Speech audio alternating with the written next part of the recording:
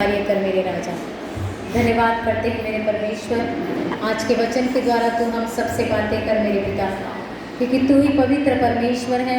तू राजाओं का राजा है, तू प्रभुओं का प्रभु है, तू परमेश्वरों का परमेश्वर है। हम विश्वास करते हैं मेरे पिता कि आप हमारे जीवन में कार्य करेंगे। प्रार्थना यीशु नासरी के नाम से मांगते हैं, सुन और दया कर मेरे प्यारे स्वर्गीय पिता। आमीन। Hallelujah, hallelujah, praise the Lord, praise the Lord. आइए हम वचन को पढ़ेंगे। रोमियो की पत्री उसका 6वां अध्याय उसका 4था वचन पढ़ेंगे। रोमियो की पत्री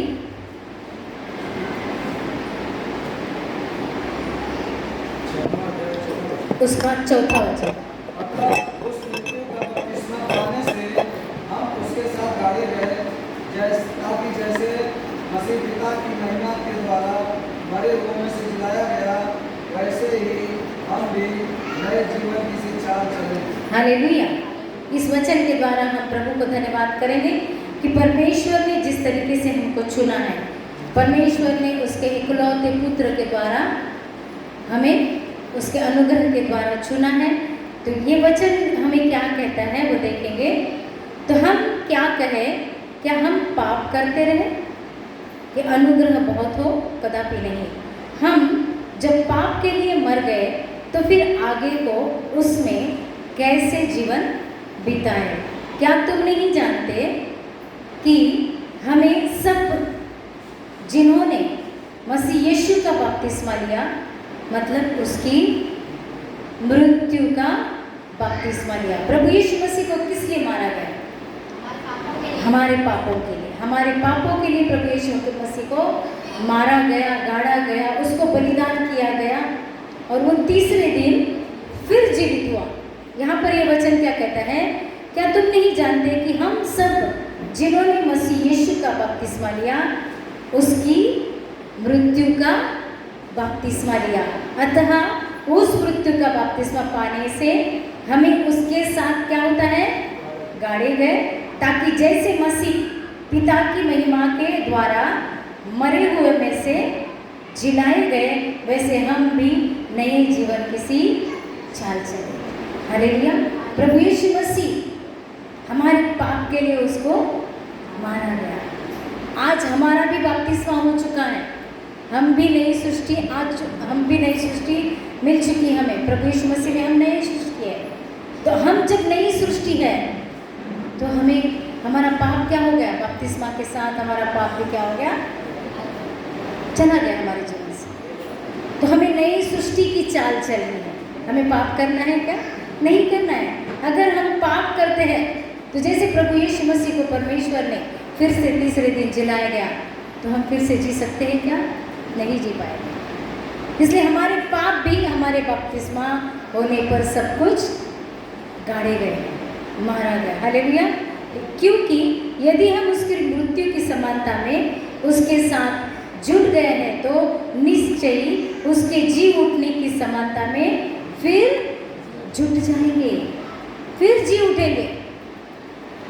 जैसे प्रभु यीशु मसीह हमारे पाप के लिए उसको मारा गया, गाड़ा गया, वैसे ही जब उसने पाप के लिए उसको मारा गया, हमारे पाप के लिए, उसके खुद के नहीं, उसने कुछ भी नहीं पाप किया, लेकिन हमारे पाप के लिए उसको मारा गया, उसको बलिदान होना पड़ा। लेकिन अब हम क्या करेंगे?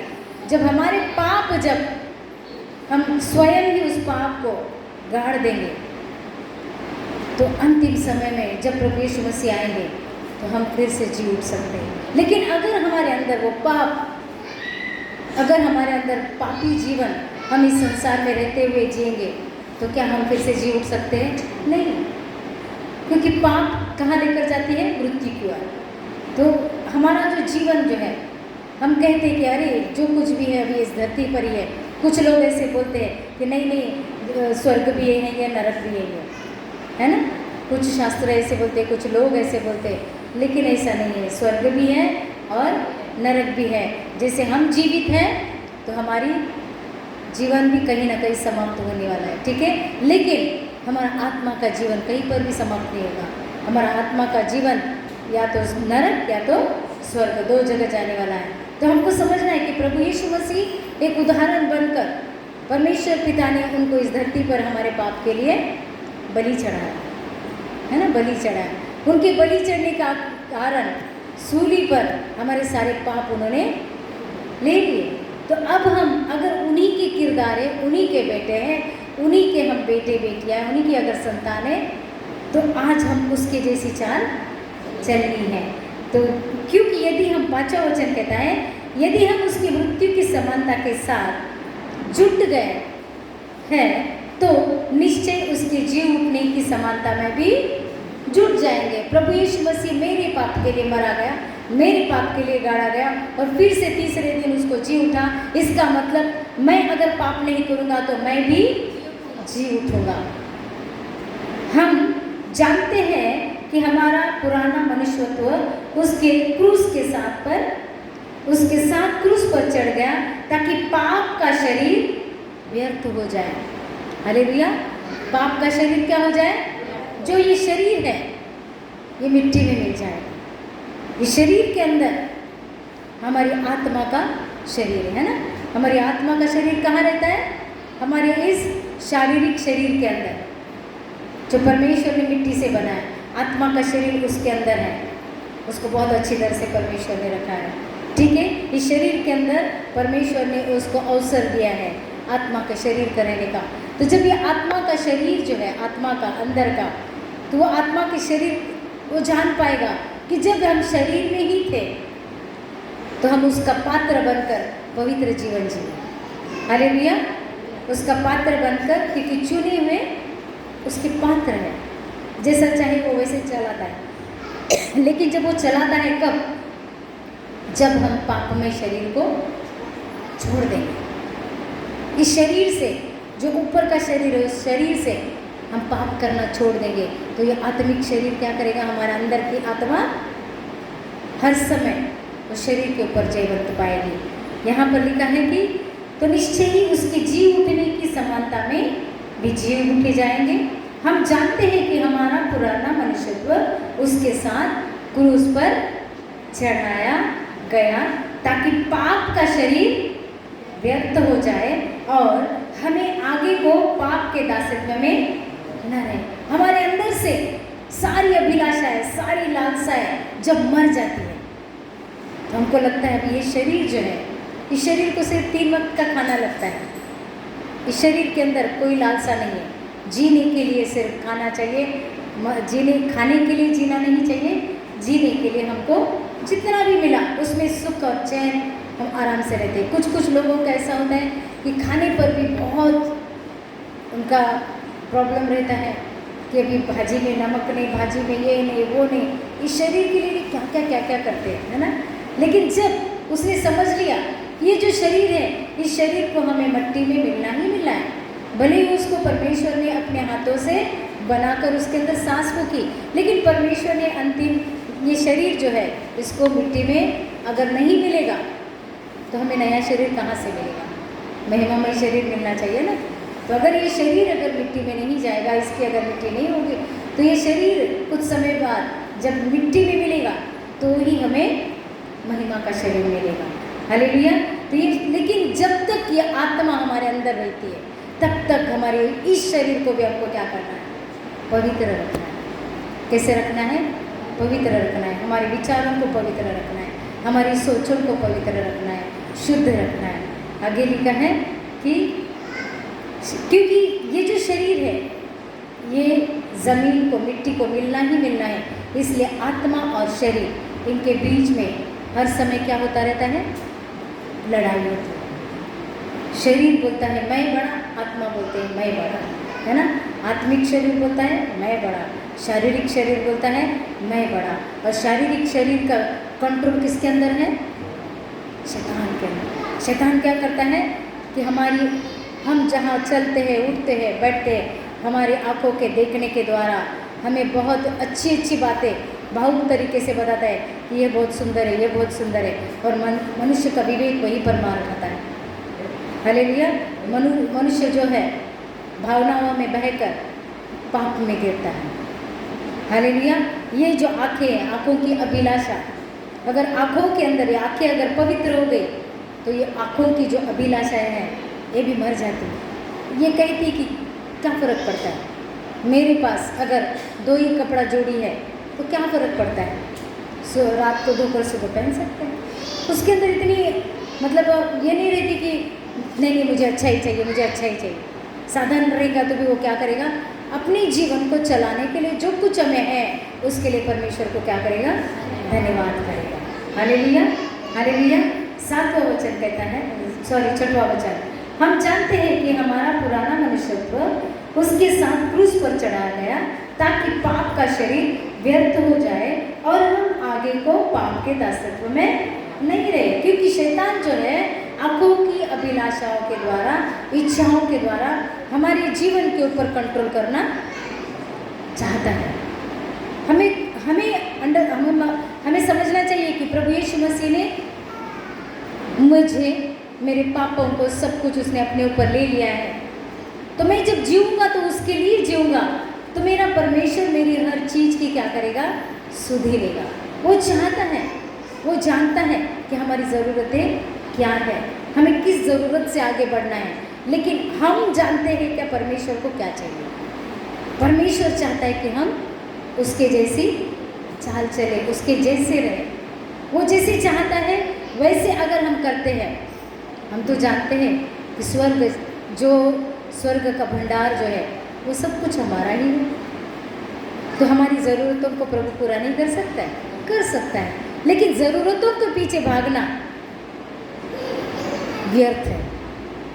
ज़रूरतों के पीछे भागना क्या है, व्यर्थ है। शैतान जो है, शैतान हमें कभी भी आत्मा में जीने के लिए नहीं सिखाएगा।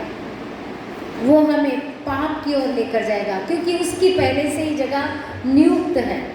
शैतान की पहले से जगह नियुक्त कौन सी है, नरक है, उसकी नियुक्त जगह है।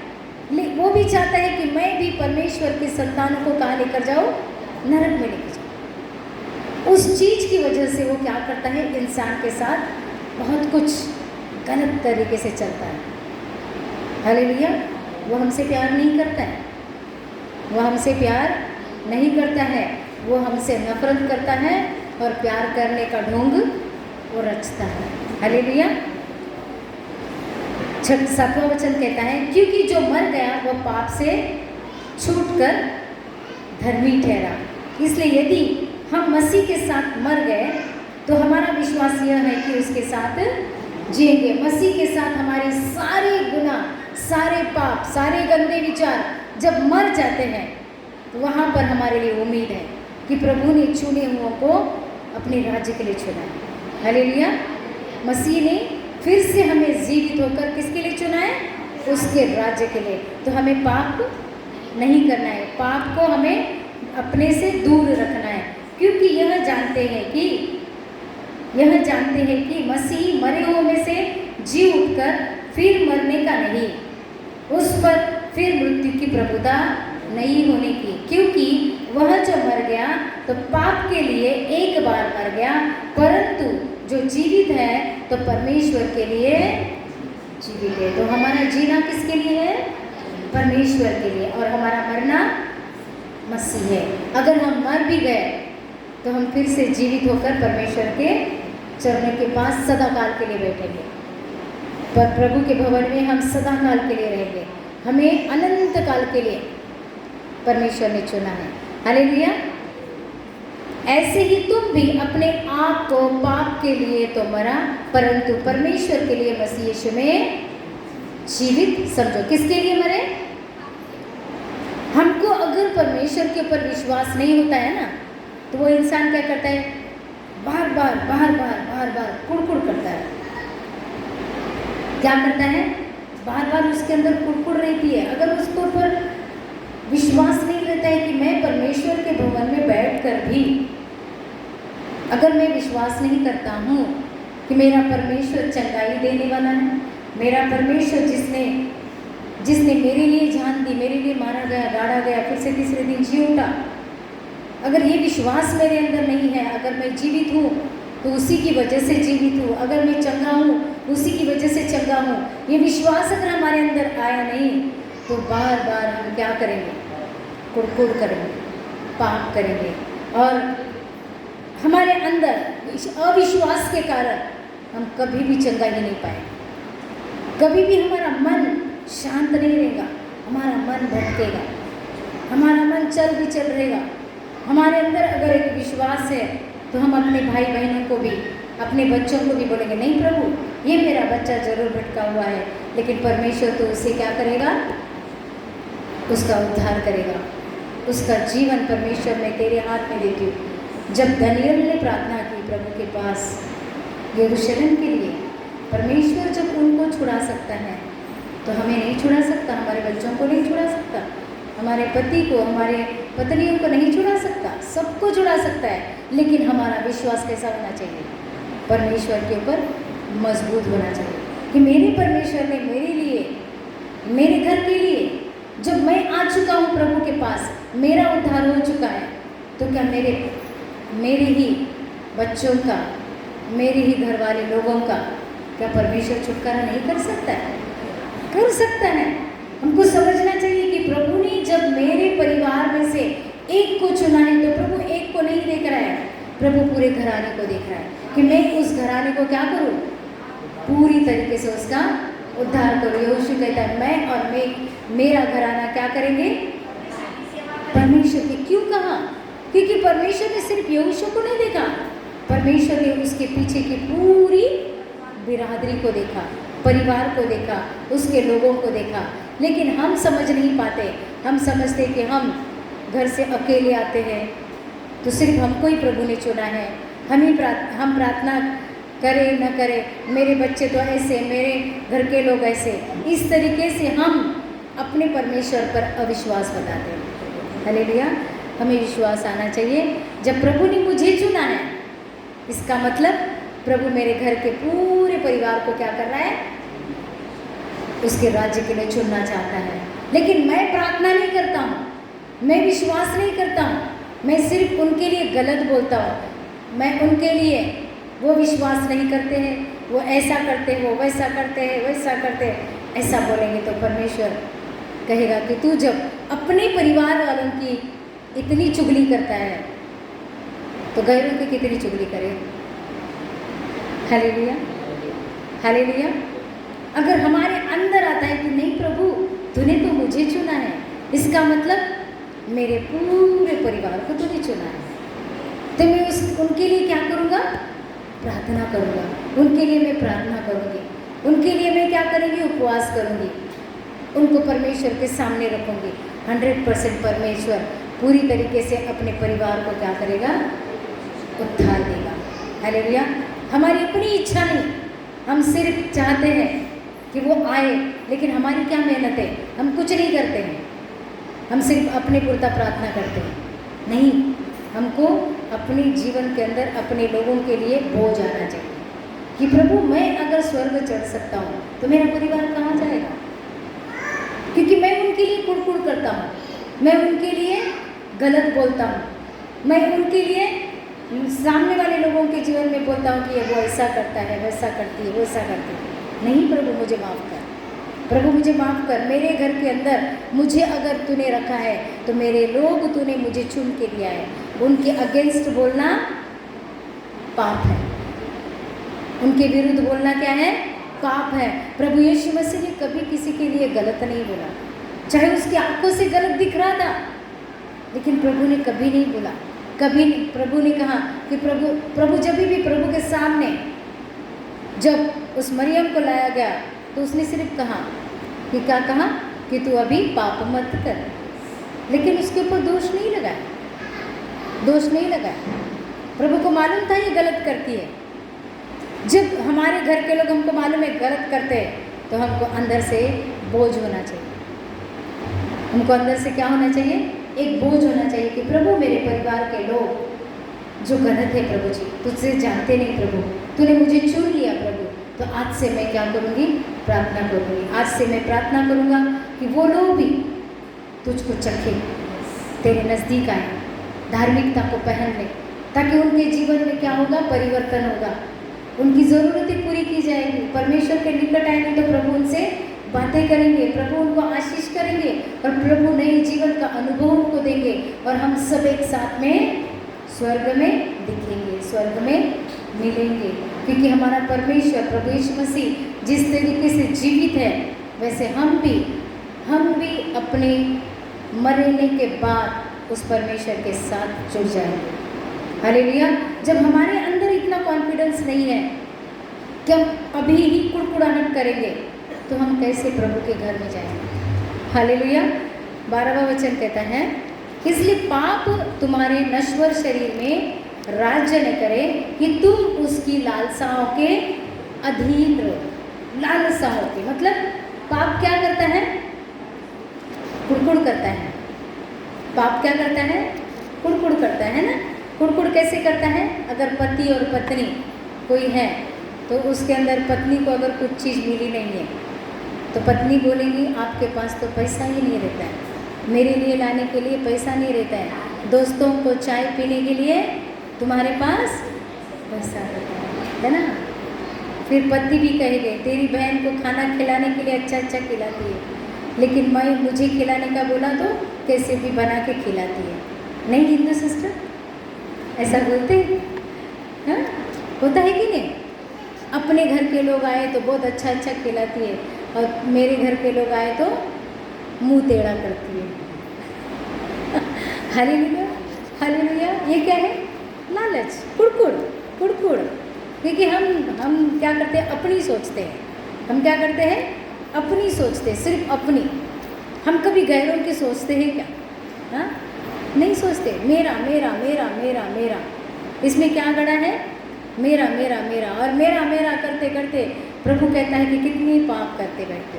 फिर कभी कभी हम आपस में हमारा एक दूसरे पे विश्वास नहीं रहता है। बच्चों का बाप के ऊपर, बाप का बच्चों के ऊपर, माँ बाप के ऊपर विश्वास नहीं रहता है। अगर हम परमेश्वर पर विश्वास करते हैं तो परमेश्वर के हाथ में अगर अपने ही लोगों को देते हैं और वो कितना भी गलत रहो, तो बच्चा क्या करेगा? सो रही। वो बच्चा क्या करेगा? हाँ, बच्चा क्या करेगा? वो गलत करेगा ही करेगा। लेकिन अगर माँ बाप उनके ऊपर विश्वास नहीं बताएंगे, और कभी कभी गलती भी कर बैठते बच्चे, हमको ध्यान देना है, हमको समझाना है, लेकिन हमको उनके ऊपर थोपना नहीं है। जब हम उनके ऊपर थोपते हैं तो गलती से भी बढ़कर गलतियाँ कर बैठे हैं, और फिर वो ज़िद्दी लोग बन जाते हैं। कैसे बन जाते हैं? ज़िद्दी बन जाते हैं। उनको वो प्यार ज़रूर करते हैं, लेकिन उनके अंदर सिर्फ समय पूरता प्यार हम माँ बाप उनको करवाने के लिए मजबूर करते हैं। हालेलुया। इसके लिए हम उन बच्चों को बहुत परमेश्वर के हाथ में हमें देना है। पति को भी परमेश्वर के हाथ में देना है। हमारी ज़्यादा बड़बड़ करने से तो परमेश्वर के वचन के द्वारा हमारे घर के लोग क्या हो जाएंगे? सुधर जाएंगे। हम खुद अगर झगड़ा करेंगे, हम खुद अगर बोलेंगे तू गलत है, तो कोई भी पति या तो पत्नी प्रभु के पास कभी नहीं आएगी। अगर हम दोष लगाएंगे बच्चों के ऊपर भी, तो कभी भी किसी को भी दोष लगाना अच्छा लगता नहीं है। लगता है क्या? अच्छा नहीं लगता है। मनुष्य जाति को हम दोष लगाओ, तुम दोष लगाओगे वहीं पर उसका माथा थनकेगा, भले ही वो सच हो या झूठ हो। लेकिन अगर हम प्रार्थना करेंगे तो वो प्रार्थना क्या करेंगे? उसको एहसास दिलाएंगे कि जो कुछ मैं कर रहा हूँ, मेरी पत्नी मुझ पर विश्वास करती है, मेरा पति मुझ पर विश्वास करता है, मेरे माँ बाप मुझ पर विश्वास करते हैं, मेरे बच्चे मुझ पर विश्वास करते हैं, और मैं उनके खिलाफ जा रही हूँ। इसका मतलब मैं वचन पढ़ते हुए भी परमेश्वर के खिलाफ जा रही हूँ। समझ में आ रहा है? क्योंकि प्रभु का वचन जो है जीवित है। प्रभु का वचन है जीवित, और जब हमारा जीवन एक जीवित है परमेश्वर को एक बलिदान स्वरूप चढ़ाते जाते ऑटोमेटिकली हमारे घर के लोगों का स्वभाव बदलते जाता है। हमारी ज़ुबान अगर हम परमेश्वर के लिए इस्तेमाल करते हैं, हमारा रहन सहन अगर हम परमेश्वर के लिए इस्तेमाल करते हैं, तो परमेश्वर क्या करते हैं? हमारे परिवार के लोगों को बदलना शुरुआत कर देते हैं। लेकिन अगर हम ही कुड़कुड़ करेंगे, हम ही उनके खिलाफ बोलेंगे, तो हम किसका काम कर रहे हैं? शैतान का। हम उनके अंदर नफरत डाल रहे हैं हमारे खुद के लिए। हम उनके अंदर क्या कर रहे हैं? नफरत डाल रहे हैं हमारे खुद के लिए। इसके लिए इन सारी चीज़ों से हमें क्या होना है, सावध होना है। क्योंकि यहाँ पर आगे वचन क्या कहता है 13वां, और न अपने अंगों को अधर्म के हथियार होने के लिए पाप को सौंपो, पर अपने आप को मरे हुए में से जी उठा हुआ जानकर परमेश्वर को सौंपो, और अपने अंगों का धर्म के हथियार होने के लिए परमेश्वर को, क्या लिखा है, अपने अंग को, धर्म मतलब राइचियसनेस, पवित्रता के लिए, सत्यता के लिए, अपने आप को मरे हुए में से जी उठा हुआ जानकर परमेश्वर को सौंपना। किसको सौंपना है? परमेश्वर को। और अपने अंगों को, अपने अंगों को धर्म के हथियार मतलब धार्मिकता के, राइचियसनेस के हथियार होने के लिए किसको सौंपो? परमेश्वर। कौन से हथियार? हमारे अंग कौन से हैं? मेन सेंसस किस में आता है? 5 इंद्रियों के अंदर। कौन से? आँख, कान, नाक, होठ और हाथ। हाथों से क्या होता है? एहसास होता है ना, हाथों से एहसास होता है। ये 5 जो चीज़ें हैं, हम अगर परमेश्वर को सौंपते हैं तो मेन पाप कहाँ से होता है? देखने के द्वारा, है ना। जब भी हमको लगता है कि ये आँख जब देखती है तो गलत देखती है, और ये कान है ना, आँख और कान ये बहुत चतुर है, और ये जुबान तो सांप की तरह क्या है? चतुर है। ये 3 जो चीज़ें हैं ये इतनी शार्प है कि कोई अगर बात करता भी रहेगा तो उधर जाके दीवारों को सुनेंगे ये क्या कहते हैं। और वो कान जो रहते हैं ना, ये कभी भी सच नहीं सुनती है, उल्टक पटक सुनती है ना। ये क्या करती है? जब कान लगाते हैं दीवारों पर तो उलट सुनेंगे, आँख अगर देखेंगी तो उल्टा देखेंगी। तो जब हम इन्हीं चीज़ों को जब परमेश्वर को सौंपेंगे तो अगर उधर गलत भी होता रहेगा तो हम बोलेंगे नहीं, मैं गलत देख रहा हूँ, प्रभु अगर उधर गलत हो रहा है तो तू माफ़ कर उनको और तू चंगा कर, वहीं पर वो चीज़ बदल जाए। हालेलुया। क्योंकि वो गलत सोचने से क्या होता है कि हमारे घर के अंदर झगड़े बढ़ते हैं। गलत सुनने से क्या होता है कि क्या सिचुएशन चल रहा है वो हमको पता ही नहीं चलता हमारे परिवार के अंदर। दूसरी जो हादसा है वो अलग है, लेकिन हमारे घर परिवार के अंदर हमारे लोगों के बीच में ये आँख कान ये बहुत गड़बड़ियाँ पैदा करती है। हालेलुया। तो उसको किसको देना है? परमेश्वर को देना है। प्रभु मेरी आँखों को साफ कर, मेरे कानों को साफ कर। कल भी जैसे हमने आँखों की वजह से बड़े झगड़े को देखा, उसमें कुछ अर्थ ही नहीं था, विश्वासियों का झगड़ा। हालेलुया। मतलब ये आँख जो है वो क्या करती है हमें, अगर ये परमेश्वर को नहीं देखती है इसका मतलब हमारा मन कहीं ना कहीं चलता रहता है और आँख कुछ देख लेती है और कुछ भी गड़बड़ कर देती है। इसके लिए परमेश्वर का वचन क्या कहता है कि अपने आप को मरे हुए में से जी उठा हुआ जानकर परमेश्वर को सौंपो और अपने अंगों को धर्म के हथियार होने के लिए परमेश्वर को सौंपो, तब तुम पर पाप की प्रभुता न होगी, क्योंकि तुम व्यवस्था के अधीन नहीं है वरना अनुग्रह के अधीन हो। अगर हम इन इंद्रियों को, इन भाग को, अंगों को परमेश्वर के हाथ में सौंप दिए तो आप अपनी आँखों से किसी को भी कैसे भी देखने के बाद आपके जीवन के अंदर वो पाप कार्य नहीं करेगा, क्योंकि वो कहेगा ये तो व्यर्थ है, ये सारी चीज़ें क्या है? व्यर्थ है। और ये कहाँ लेकर जाएगी? ये मिट जाएगी, ये मर जाएगी, इनको स्वर्ग नहीं मिलेगा। हालेलुया। इन चीज़ों को स्वर्ग मिलेगा क्या? नहीं, गलत चीज़ों को नहीं मिलने वाला। तो मैं क्यों उन चीज़ों के अंदर अपने आप को डालकर अपने वक्त को मैं व्यर्थ में गवाऊं। Hallelujah, hallelujah. क्योंकि हमको जानना है कि मैं अब जीवित हूँ, यीशु मसीह के साथ जीवित हूँ। जब भी मैं चलता हूँ तो परमेश्वर की आत्मा मेरे साथ चलती है, परमेश्वर की आत्मा मेरे अंदर वास करती है। हालेलुया। जब हम इस बात का एहसास हो चुका है कि मैं अब जीवित हूँ, तो वो परमेश्वर के लिए हूँ और परमेश्वर मेरे अंदर जीवित है क्योंकि उसके कार्य करने के लिए। जब मैं जीवित ही हूँ तो वो मरी हुई बातें मैं क्यों करूँ? वो तो शैतान, जिसको पहले से ही परमेश्वर ने नरक में रखा है, हालेलुया, वो पहले से ही नरक में जल रहा है और उसकी बातों को लेकर हम अपनी आत्मा को जलाएं। अच्छी बात है क्या? नहीं, अच्छी बात नहीं है। वो अभी भी रास्ता देख रहा है, जल रहा है, जल रहा है, जल रहा है, और वो जलन इंसान के अंदर, उसकी जो दुष्ट आत्माएं क्या करती है, इंसान के अंदर डाल रही है, नफरत पैदा करके, नफरत पैदा करके। लेकिन हम धर्मी लोग हैं क्योंकि हमारे अंदर कौन वास करता है? यीशु मसीह की आत्मा। यीशु मसीह हमारे साथ चलता है, परमेश्वर की, परमात्मा की आत्मा हमारे अंदर वास करती है। यीशु मसीह हमारे संग संग चलते हैं, पवित्र आत्मा हमें उसकी चाल सिखाते हैं। तो हम क्यों पाप के दासत्व में जिए? हम धार्मिकता के दास हैं, ठीक है। हालेलुया। 15 वचन।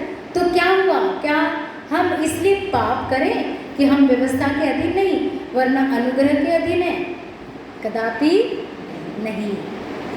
क्या तुम नहीं जानते कि जिसकी आज्ञा मानने के लिए तुम अपने आप को दासों के समान सौंप देते हो, उसी के दास हो, चाहे पाप के जिसका अंत मृत्यु है। हालेलुया। चाहे आज्ञाकारी के जिसका अंत धार्मिकता। मतलब परमेश्वर की सारी आज्ञाओं का जब हम पालन करते हैं तो हम क्या करते हैं? अंत तक धार्मिकता में जीते हैं। परंतु परमेश्वर का धन्यवाद हो कि तुम जो पाप के दास थे, अब मन से उस उपदेश के मानने वाले हो गए हैं जिसके साँचे में ढाले गए थे। कौन से साँचे में?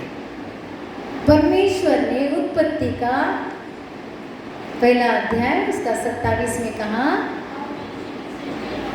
हाँ, उस ढांचे में। कौन से ढांचे में? उसके स्वरूप के ढांचे में प्रभु ने क्या किया?